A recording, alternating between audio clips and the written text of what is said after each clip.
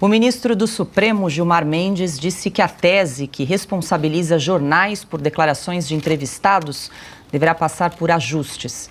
Em entrevista ao site Poder 360, o decano do Supremo defendeu possíveis mudanças para, de acordo com o ministro, torná-la aplicável em diversas situações. Vários questionamentos que a imprensa tem feito, por exemplo, em casos de entrevista ao vivo, como que se vai fazer o controle?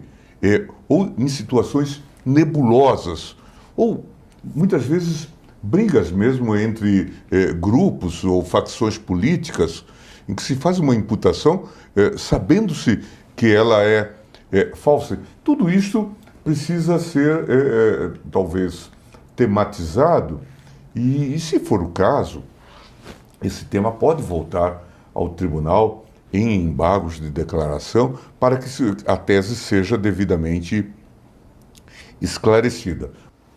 Pois é, Piotr, essas questões nós inclusive comentamos e discutimos aqui em alguns dos programas, né, sobre essa dificuldade de implementar na prática essa tese que foi definida aí pelo Supremo Tribunal Federal, que pelo jeito nem eles sabem explicar direito, né, o que é. Vamos fazer só um histórico rápido aqui. Isso foi uma decisão do Supremo num caso objetivo do jornal lá de Pernambuco, se eu não me engano, acho que o Jornal do Comércio, mas enfim, um jornal lá de Pernambuco, em que o jornal publicou uma entrevista e o jornal foi condenado a se responsabilizar pela uma frase de um entrevistado. O Supremo já tomou lado nessa questão, só que não tinham ainda fixado uma tese para aplicação em outros casos. Aí o Supremo discutiu isso longamente e depois publicou uma tese que nem o Supremo consegue explicar. Tanto que o próprio ministro Barroso, presidente da Corte, deu uma entrevista coletiva mostrando, obviamente, que havia uma série de dúvidas, porque houve críticas. A tese como um todo é absurda, é estapafúrdia, porque ela afronta a Constituição em todos os seus conceitos de liberdade de expressão. Em todos os conceitos de liberdade de expressão, de imprensa, de censura prévia, bom, uma série de coisas ali. A tese é ruim. E o que o ministro Gilmar Mendes está dizendo aí, como o que já disse o Barroso lá atrás também, é que eles querem consertar uma coisa que já está muito ruim. Mas veja só, nós estamos com um Supremo que a gente precisa analisar a produtividade do Supremo. Depois de analisar um caso concreto, condenar o jornal, que já afronta a lógica da liberdade de expressão e liberdade de imprensa, responsabilizar um jornal por uma frase de um entrevistado, foi exatamente isso que o Supremo fez e condenou o jornal lá de Pernambuco. Depois eles vamos discutir a tese para ser de aplicação geral. Essa tese de aplicação geral gerou tanta dúvida que agora os próprios ministros estão saindo na defensiva dizendo ainda isso pode ser aperfeiçoado. O Supremo não conseguiu fazer isso na tese? Deveria simplesmente abandonar a ideia, até voltar atrás na condenação do jornal. Isso seria o ideal. Mas um Supremo que simplesmente tem ignorado a Constituição com críticas sobre todos os outros pontos de vista, de atuação do Supremo em várias outras coisas. Só para fazer um parênteses aqui, o Supremo dia desses entendeu, há um pedido de vistas agora do ministro, se não me engano, André Mendonça, sobre a questão que já tem maioria formada, tá? De que empresas que, por exemplo, tiveram decisões judiciais favoráveis com trânsito em julgado, ou seja, coisa julgada em relação a impostos que elas não pagaram, porque ganharam na justiça o direito de não fazê-lo, essas empresas podem voltar a ter que pagar esse imposto. Ou seja, é um retrocesso do retrocesso. Nem o passado é certo, assim como dizia o ministro Malan. O Supremo aumentou a insegurança jurídica. Com esta decisão agora em relação à imprensa, dobra a aposta. Daí é o que se pergunta e que é necessário fazer essa pergunta. O Supremo, a Corte não deveria ser pacificadora? Não, não está sendo. Deveria, mas não está sendo. Pois é, Augusto, essa fala do ministro Gilmar Mendes não é uma confissão de que essa tese está muito confusa e muito difícil de ser implementada na prática, quando diz aí que a imprensa pode pedir o aprimoramento da tese? Aprimoramento quer dizer que não está legal, não funcionou. Eles primeiro apresentam a tese e depois eles tentam apresentar alguma justificativa, né? Vamos lá.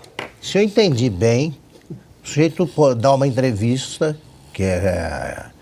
que contém comprovadas falsidades E o jornal também é punido.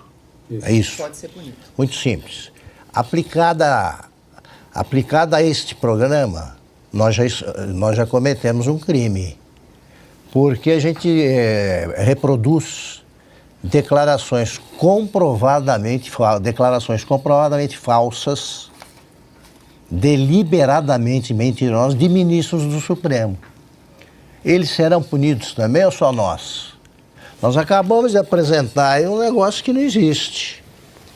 Toda vez que alguém tenta justificar a liberdade de imprensa, está mentindo, inventando, dizendo uma coisa falsa.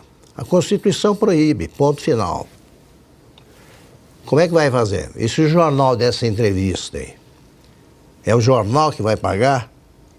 Então é o seguinte, um Supremo como o nosso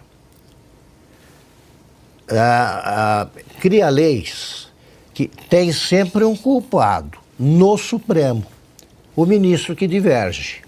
Se tiver um voto contrário a isso aí, ele será justificado com falsidades. Um dos dois votos é falso. Como é que se faz para punir? Quem é o errado?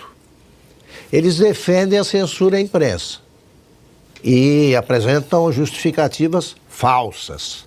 Eles serão punidos só a gente? Então é o seguinte, o Supremo já fez confusões suficientes para parar de atormentar o Brasil com mais ideias de Jerico. É disso que se trata. É outra ideia de Jerico. Vamos descobrir o que é falso e o que é... Eles já estão em campanha, meu Deus do céu, para as eleições municipais. Não está escolhido, como mostram as primeiras pesquisas, tem aquele negócio de... espontânea, né? Resposta espontânea. Você vê ali, 80% não escolheu ninguém. 90% eles já escolheram um caminho que pretendem percorrer. Resta ao povo barrar a passagem de mais uma, repito, ideia de Jerico.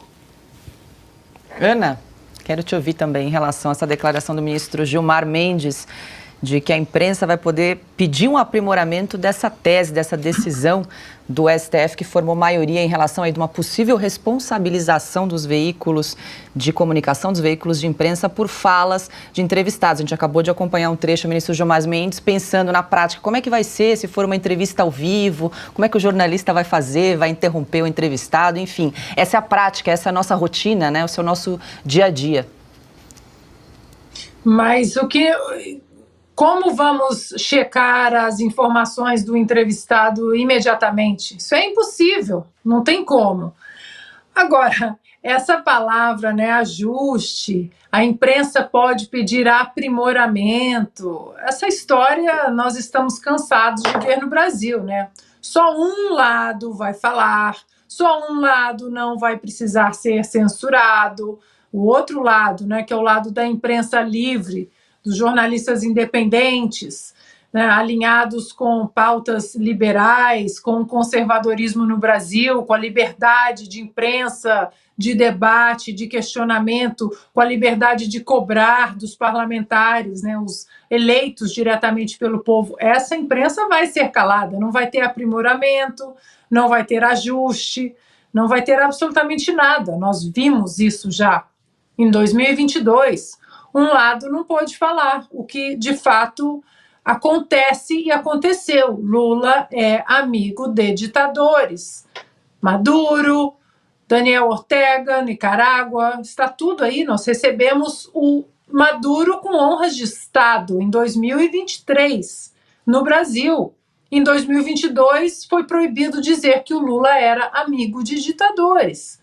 Então, como ele disse, né, as imputações que são falsas, haverá um ajuste, né? Não vai ter ajuste nenhum, um lado vai continuar sendo perseguido, né? O problema é que essas ditaduras, né, elas não vêm do dia para a noite, vem um pouquinho aqui, um pouquinho ali, a gente vai continuar repetindo o que a própria ministra Carmen Lúcia disse em 2022, não, é censura. A censura é vedada na Constituição, mas até segunda-feira pode. e como Augusto muito bem pontuou, se nós mostramos um vídeo aqui do ministro Barroso, por exemplo, dizendo que o brasileiro quer a volta da cédula de papel para contagem manual, quem vai ser punido por isso? Nós vamos ser punidos ou o ministro Barroso? Como é que vai ficar os flagrantes perpétuos que o Supremo Tribunal Federal inventou? Complicado, né? Complicado.